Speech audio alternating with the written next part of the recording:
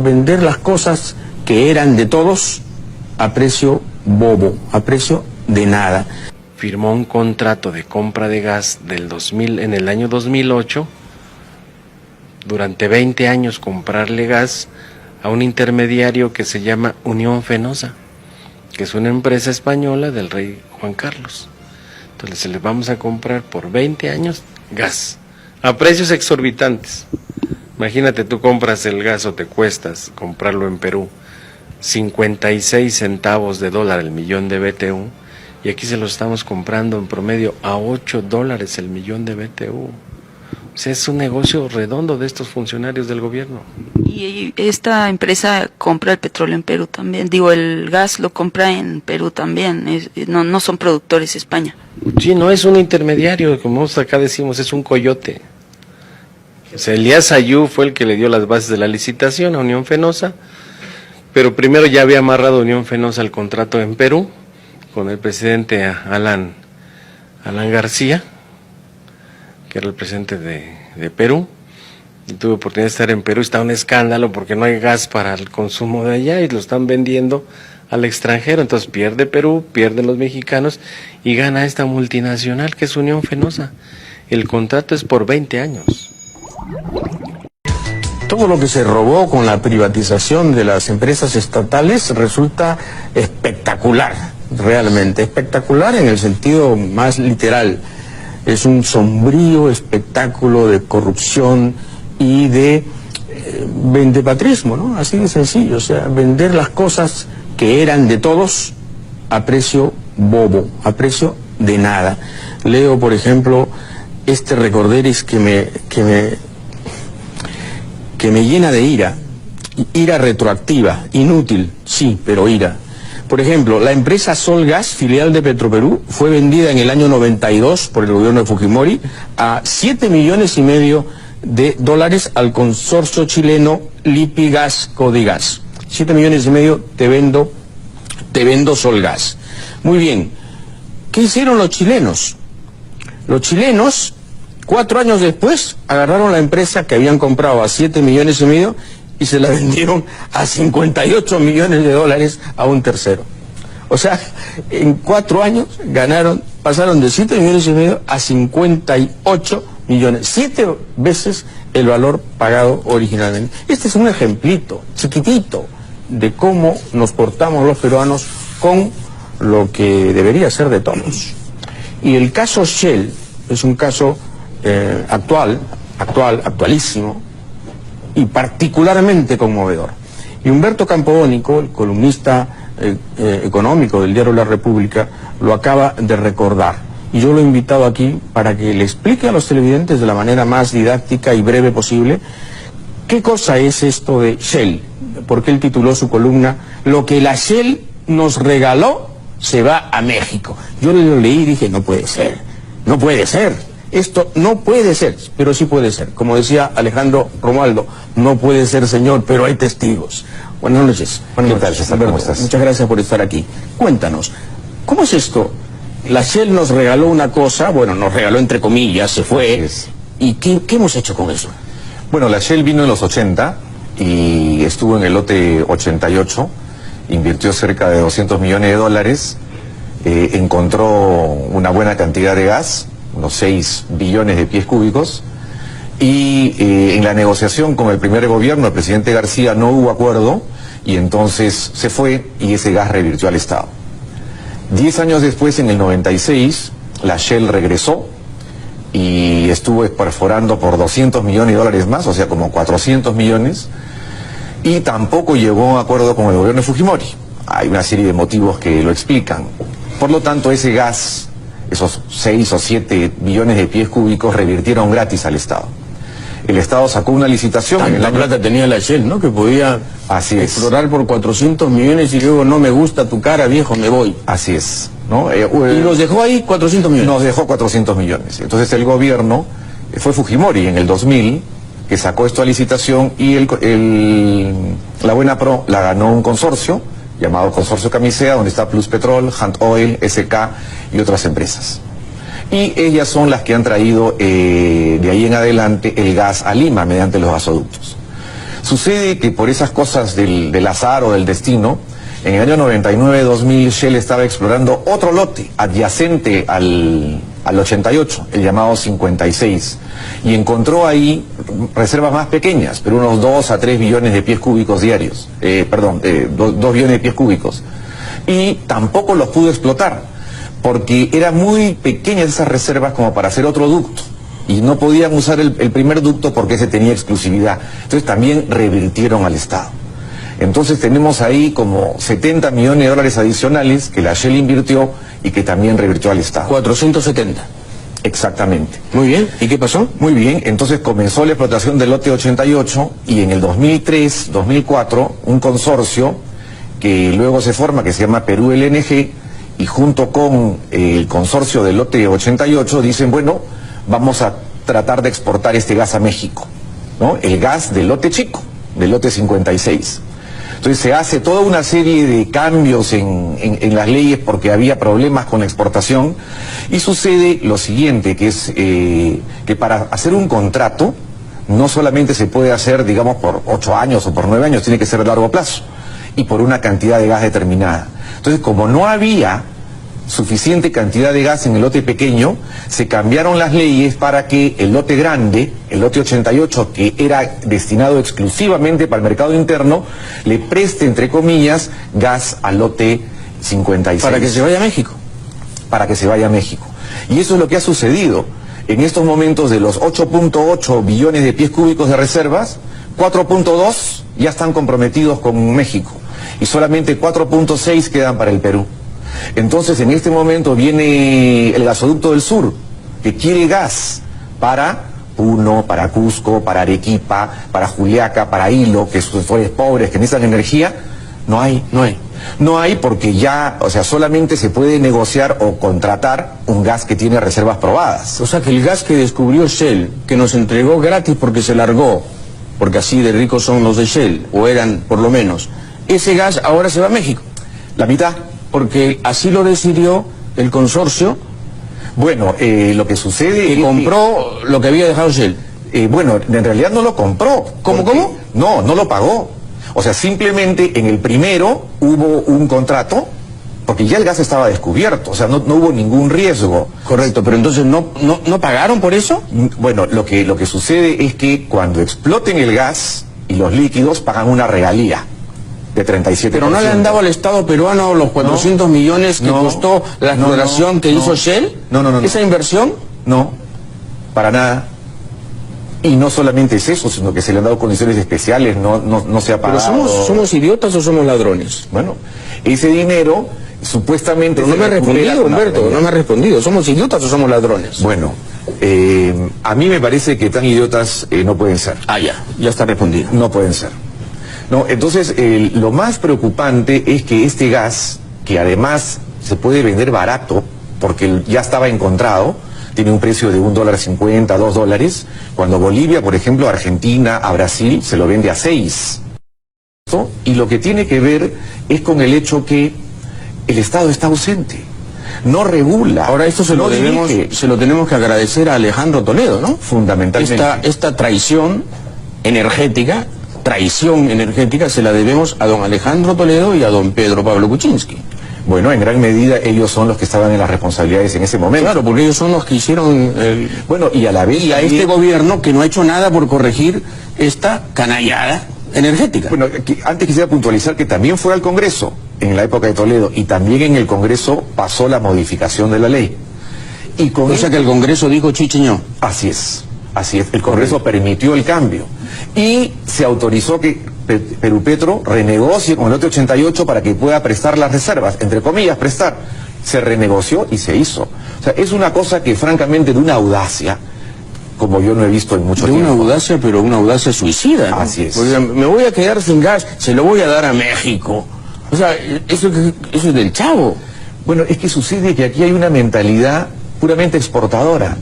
Si se va a invertir en algo y se va a exportar, bueno, no importa, está bien. ¿Y el mercado interno qué? O sea, claro, eso es desconfiar de nosotros mismos, ¿no? Como no vamos a tener una industria importante nunca, ¿para qué vamos a querer gas?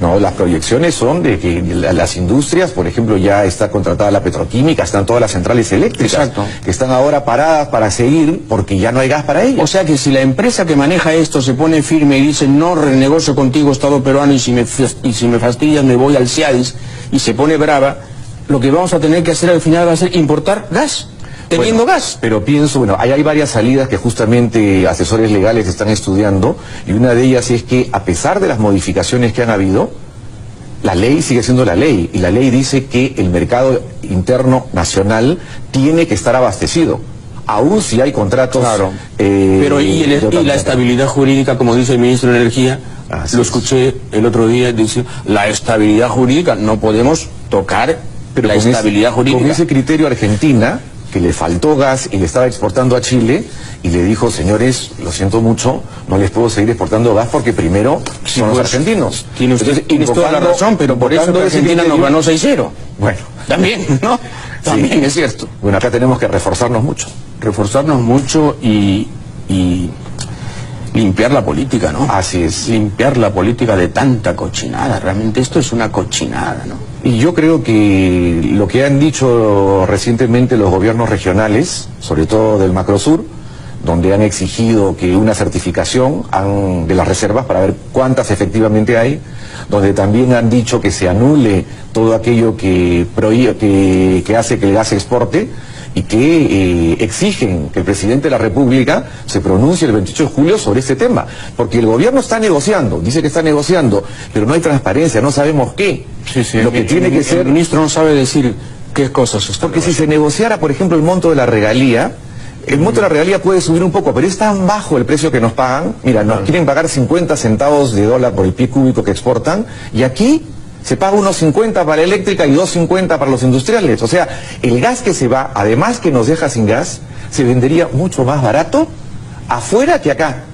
El exministro Herrera Descalzi ha calculado que para comprar el gas que vamos a exportar ahora, la cuenta nos sale 44.000 millones de dólares. ¿Qué? Así es. 44.000 millones. Es que, ¿En qué lapso? O sea, lo que sucede es que si esos 4 que se van a México los multiplicas por el precio al cual se vende y luego tienes que multiplicar esos 4 por el precio al cual tendríamos que importarlo, te sale esa diferencia. Muy Es bien. una cosa muy preocupante Muy y pienso preocupante. que Sí, colegios profesionales, Sí. académicos debieran... Y esos son los temas, bueno, que muy poca gente, Humberto Campodónico es una de ellas, una de esas personas, toca, ¿no?, en la prensa. Gracias, Humberto, por esta clase. Al contrario, muchas gracias. Humberto Campodónico, columnista económico de la República, está con nosotros y ahora... Distinguido exministro de Energía y Minas, Carlos Herrera Descalzi, hizo impresionantes declaraciones sobre el triste futuro energético que le espera a nuestro Perú. Habla de pérdidas por más de 40.000 millones de dólares. 40.000 millones en pérdidas. Y por si fuera poco, el Perú no recibiría ni un centavo por impuesto a la renta por la exportación del combustible, por unas modificaciones a la ley aprobadas en el Congreso y Ejecutivo. Esto es traición a la patria hecho en la gestión de Toledo, PPK. Vean el video. La opinión del distinguido exministro Descalzi debería haberse replicado al unísono en todos los canales. Sin embargo, sus declaraciones se minimizaron ya que los medios reciben millones del Estado. Y por eso, callaron. Estas declaraciones nunca fueron difundidas por los medios de la manera que debería hacerse, tomando en cuenta la gravedad y el interés nacional de la noticia. Si hubieran construido una central hidroeléctrica, tal vez no tendrías que pagar el costoso recibo de la luz. Empecemos. Algunos puntos de la entrevista a ministro Descalzi. ¿Por qué se modificó el contrato de Camisea? La modificación del contrato de Camisea es parte de la historia turbia y corrupta del Perú. ¿Por qué? El contrato de Camisea fue tratado por un grupo de profesionales que dejaron un marco legal adecuado. Camisea era el nacimiento del gas natural para Perú, que desde hace mucho tiempo buscaba poner en marcha una tercera fuente de energía. El gas era para uso interno nacional, no para exportar, esa era la idea. Entonces, Perú tuvo que armar un marco legal para viabilizar estos proyectos, el cual partió de la Ley 27.133. Su reglamento fue específico. El gas era para uso del mercado interno. Y si sobraba, para exportar. Ello significaba que la empresa que va a recibir el gas tiene que tener garantizados siquiera 20 años de gas para Perú. Sobre ese marco legal se estableció el concurso de Camisea y las empresas que participaron, lo aceptaron y firmaron los contratos. El proceso previo, se desarrolló durante el gobierno del ingeniero Fujimori, y cuando llegó el gobierno de transición, lo que faltaba era aprobar los contratos. Para esto, se había prohibido la construcción de centrales hidroeléctricas, porque se temía que el gas no podría competir contra ellas. En un balance económico, hay que recalcar que la central hidroeléctrica terminaba siendo más barata. ¿Pero qué se explotaba en Camisea? En el gas de Camisea, habían dos tipos de energía. Los líquidos que eran el 21% del contenido de energía del yacimiento, y el gas que era el 79%. Pero ese 21%, que eran los líquidos, representaban más de la mitad de los ingresos. Cuando se firmaron los contratos, aquí viene la parte negra de la historia, se intentaron modificarlos. ¿Cómo evaluó usted el contrato? Fui ministro porque era un técnico. No tengo filiación política y trabajé con gente realmente encomiable. Hicimos una reforma sobre el precio, otra sobre las centrales hidroeléctricas. Entonces, cuando hubo el cambio de gobierno a Toledo, se intentó primero bajarle las regalías, y salí en esos momentos, pues tenía la responsabilidad de decir quién había firmado los contratos de Camisea y que no se podían bajar las regalías. Pero noté desde el inicio que la intención era exportar el gas, o sea limitar la seguridad del mercado energético peruano. ¿Qué medida tomó? Me acuerdo que el 2002 o 2003, cuando hubo el intento de cambiar el reglamento de la ley 27.133, envió una carta extensa al ministro de Energía y Minas, diciéndole por qué no podía o no debía cambiar el reglamento. No lo cambió. Pero esperó unos meses, vino un nuevo ministro y el nuevo ministro, recién llegado y antes de que conociera bien el término, firmó el reglamento. El doctor Fleury fue quien desgraciadamente firmó el documento. 6 meses después volvió su antecesor y siguió con el camino. ¿Qué modificación específica le hicieron al reglamento? La esencia del tema es que el marco legal que existía decía, ¿usted quiere exportar gas? Puede hacerlo, pero encuentre.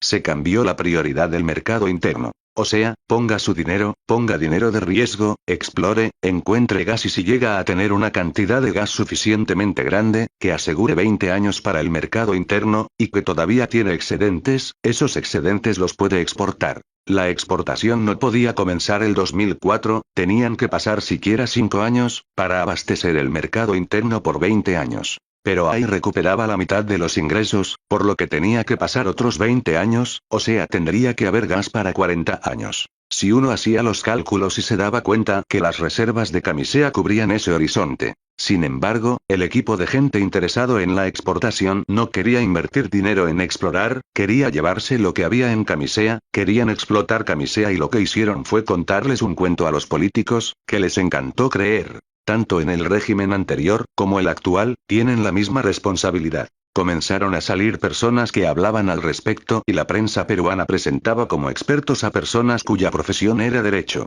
Me acuerdo de un señor que salió a hablar de geología y que no conoce nada del tema ni está moralmente autorizado para tocarlo. Eran lobistas que metían la idea en la opinión pública a través de los medios, de que había grandes cantidades de gas. Y la prensa peruana maximizaba esa voz. Eran las reservas soñadas, especuladas, los datos no eran reales, y sobre eso, los gobiernos aceptaron ir modificando los contratos. Sin oposición alguna, se había engañado a la opinión pública. El ministro Pedro Sánchez cita las cifras en esos años y la terrible conclusión a la que llegó es que cuando en el 2005 se emitió el Decreto Supremo 050 de ese año, que permitió la modificación del contrato de Camisea, las reservas probadas no alcanzaban para el mercado interno ni para la exportación. Se mintió subvaluando las necesidades del mercado interno. Veo allí responsabilidades terribles y no veo por qué el Poder Judicial no actúa, por qué los procuradores no actúan sobre ese caso. ¿Por qué el procurador debe hacer la denuncia? Pues por falsear las cifras. Y grave perjuicio económico para el país. Lo otro es que los contratos dicen claramente que se trata de reservas probadas. El ministro, Pedro Sánchez declara que las reservas probadas han sido mucho menores que las que se decía que había y el gobierno ha aceptado los contratos de exportación, diciendo que habían reservas mucho más grandes. Esto es un tema tan vergonzoso. Inicialmente todo lo que era Camisea Gas, quedaba para Perú. La ley decía que todas las reservas probadas de gas que existían en Perú, eran primero para Perú, y que sumando todas esas reservas, había que tener cubiertos 20 años a futuro, antes de poder exportar, eso es lo que decía la ley primigenia. Entonces todo esto lo cambiaron, para que sin tener que invertir en exploración ni nada, le dieran a la empresa las reservas para la exportación. ¿Cuál es la realidad de Camisea, bajo los precios internacionales actuales? Que la regalía no es 37, sino 30% y que se paga no sobre los 60 centavos, sino más o menos 50 centavos de dólar. ¿Y por qué ya no es 37? Bajaron la regalía sin motivo alguno. Pero ¿sabe qué es lo peor? Cuando Pluspetrol saca ese gas, al sacarlo le tiene que pagar al Estado la regalía, ¿y sabe a cómo se lo compra Perú LNG en esos momentos? Le paga solo la regalía, o sea el gas es gratis. Vistos los contratos entre las partes, resulta que Perú LNG le paga por el gas a Pluspetrol solo la regalía. ¿Por qué? Ese es el contrato que han hecho entre ellos. ¿Qué están buscando con eso? Obviamente no pagarle impuestos al Estado, o sea le han disminuido la regalía y no le pagarían ni un centavo del impuesto a la renta porque no tienen renta. La regalía es un costo y si se la venden al precio de la regalía, se la está vendiendo al precio de costo. Eso es terrible. Esos contratos han estado en el Ministerio de Energía y Minas, yo no sabía que fueran como contratos públicos porque eran entre partes, pero de alguna forma han estado en el Ministerio de Energía y Minas. El 2 de diciembre del 2005 se promulga la Ley 28.634 que modifica la ley del impuesto a la renta con un único objetivo: hacer posible la exportación a México del gas de Camisea por el consorcio Perú LNG. En febrero del 2006 Perú LNG firma los contratos de exportación del gas del lote 56 y, también, del lote 88, con el consorcio Camisea. Todas estas modificaciones, incluida la ley 28.634, se dieron cuando PPK era premier y forman parte de la trama lobista para exportar el gas que nos dejó la Shell. Fujimori liquidó el rol del Estado en la planificación energética a largo plazo, lo que incluye a Petroperú, para que las empresas privadas hagan lo que les da la gana. Esto era exactamente lo que se quería y buscaba. Dice Osinergmin. Las empresas del sector energía, privadas en su mayoría, han implementado una política de negocios, pero no una política energética coherente a nivel nacional, en tanto cada una de ellas toma sus decisiones en base a su propia estrategia empresarial. Entonces, hay que restablecer esa política energética, recuperar la soberanía sobre los recursos naturales, derogar la ley 26.221 de 1993 y potenciar a Petroperú. Eso incluye que el 100% de las reservas del lote 88 queden para el mercado interno. Y, claro, hay que sancionar a quienes resulten responsables de estos tremendos entuertos, tanto del lado del gobierno como del empresarial. Carlos Herrera Descalzi afirma el gas peruano no se debe exportar. 1. Carlos Herrera Descalzi habla claro sobre la gravedad del problema. 2. Exministros Kuczynski y Quijandría violaron la ley, según Herrera. 3. El anuncio de que habrá exportación solo si el mercado interno está garantizado, parece otra mentira. En los 18 años que dura el contrato de exportación a México, el Perú perderá 44.000 millones de dólares. Ministro de Energía y Minas durante el gobierno de transición de Valentín Paniagua y actual decano del Colegio de Ingenieros, Carlos Herrera, quien como ministro firmó los contratos de Camisea el año 2001, advierte que el país enfrenta serios problemas porque no hay gas suficiente para satisfacer la demanda interna, debido a su exportación a México. Herrera denuncia que los contratos originales fueron ilegalmente cambiados, para favorecer los intereses de las empresas que quieren exportar el gas de Camisea y señala que el Estado debería tomar el control del gas y prohibir su exportación. Pregunta ingeniero Descalzi, ¿en cuántos años el Perú se quedará sin gas, si se mantiene la actual situación en la cual alrededor de la mitad de los 8.8 billones de pies cúbicos de gas que tiene el país se usa para la exportación? Respuesta: ya tenemos en este momento un serio problema de abastecimiento de gas. El gas ya comprometido, sin nuevos consumidores, representa 8.7 billones de pies cúbicos, es decir prácticamente todas nuestras reservas. El país ya no puede crecer en base al gas. Los que tienen gas en este momento van a seguir teniéndolo durante un tiempo, pero nadie más podrá acceder al gas. Por falta de gas, las plantas que deben cubrir la demanda eléctrica de los próximos años van a tener que usar diésel, lo que va a subir el precio de la electricidad.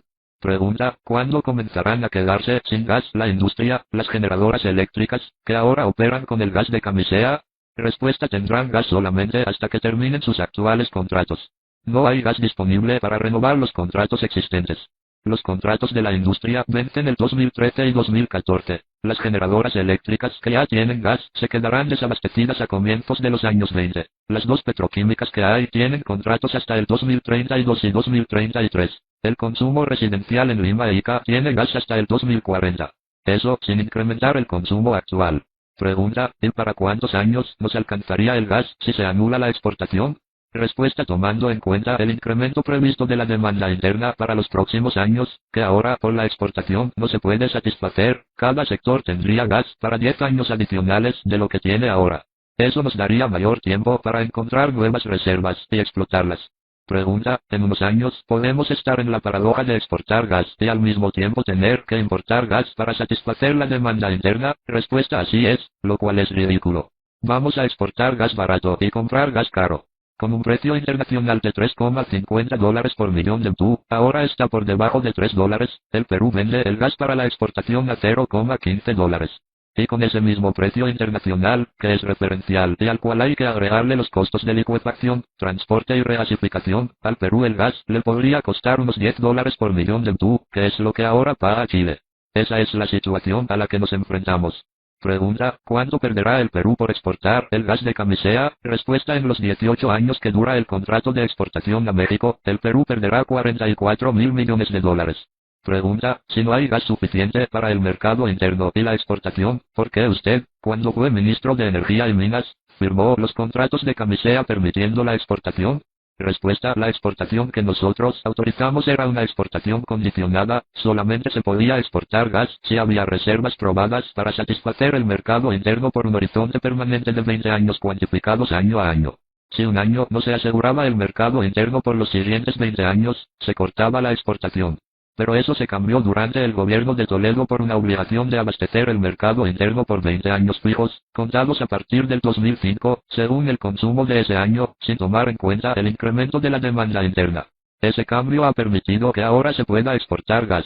Pregunta, ¿con el contrato original hoy no se podría exportar gas? Respuesta: no. Con ese contrato solamente se habría podido exportar si se encontraban campos gigantescos de gas. Pedro Pablo Kuczynski, que como ministro del gobierno de Toledo promovió la exportación de gas, justifica esta decisión señalando que las reservas de gas superan los 12 billones, trillones en inglés, de pies cúbicos, y que eso alcanza sin problemas para la exportación y el mercado interno. Esa cifra de reservas es falsa. Y así fuera cierta, no es verdad que con 12 billones de pies cúbicos sobra gas para exportarlo. El país tiene tantas necesidades de gas, que si hubiera 20 billones de pies cúbicos de gas no se debería exportar, porque vamos a necesitar esos 20 billones para el consumo interno. Si no hay problemas para el abastecimiento de gas como dice Kuczynski, entonces ¿por qué no se le da gas a las 12 empresas que lo están pidiendo hace casi un año y no lo pueden recibir? Pregunta, ¿qué futuro le ve a la renegociación de los contratos de Camisea planteada por el presidente García para priorizar el consumo interno de gas? Respuesta: aparentemente no hay ninguna renegociación. Creo que el gobierno está dejando que pase el tiempo y luego va a ver cómo inflar nuevamente las reservas de gas. No percibo que haya una verdadera voluntad para renegociar los contratos de Camisea a favor del consumo interno.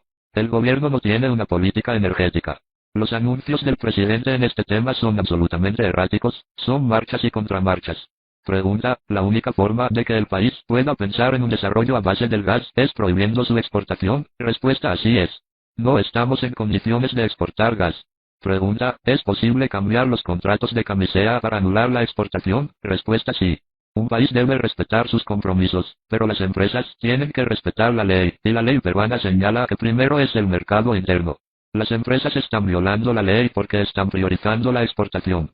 Pregunta, ¿coincide con quienes proponen que el Estado asuma el control del gas, que ahora está en manos privadas? Respuesta: creo que en este momento el Estado debe asumir el control de nuestras reservas de gas.